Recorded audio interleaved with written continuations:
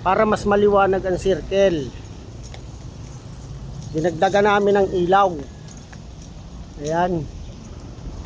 Tapos ang plano namin, tutuparin namin yung CCTV para dito sa circle. Ayan. Naka-set up na yan. Sa susunod, ilalagay na namin yung CCTV. Ayan na guys.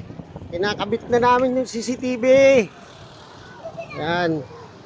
Para sa protection nyo. Ayan. Dito kami ni BOD Tolentino. Ayan na po yung mga CCTV natin. Project ng mga BOD ng HOA para po sa ating kaligtasan. Ayan. Ayan si Kuya Nani, ang aming electrician. Ayan. May ilaw na maliwanag. Yan, dala-dalawa na, tatlo pang ilaw yan. 4 na pala lahat. Ay, tama, bali 4. Yan. Maliwanag na ang circle. May camera pa, may CCTV pa. Okay, para sa kaligtasan ng lahat.